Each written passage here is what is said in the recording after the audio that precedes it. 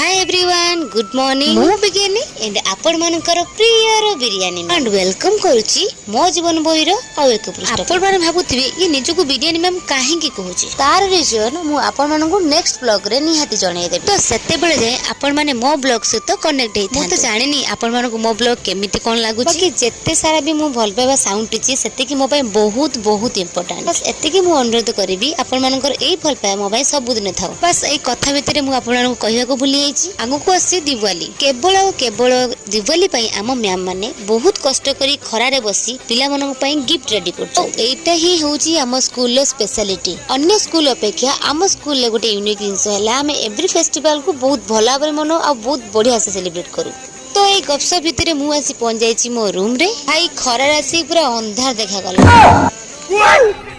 किछि करिवार नै केवल पेट पूजा ए अंधार आ आखिरु गोटे कथा मोर मन पड़ला कथाडे ये कि आखि हमको केवल देखिबा को सहायता करता है किंतु आमे काहा को केते बेले किपरि भाबरे देखिबा ता हमर मनर दृष्टिकोण पर निर्भर करता है ठीक कि भूल आपण माने मते कमेंट सेक्शन में नियाती जणे देबे या भितरे मु लंच कंप्लीट कर सारी रेस्ट नै गली एक सोई के उठला पर पुणी से खटनी आरंभ हे जिवो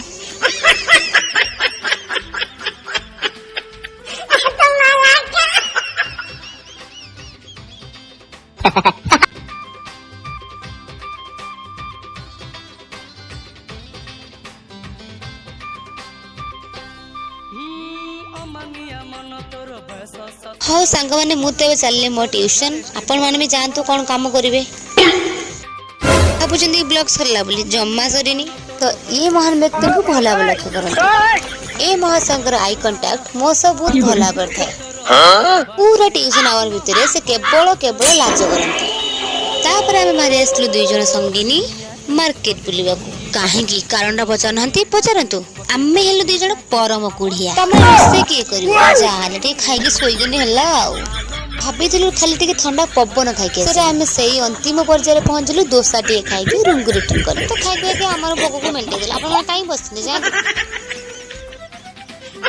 वीडियो टी आज पई एतिकी पुन देखाबा हमें काले की रहिली बाय बाय।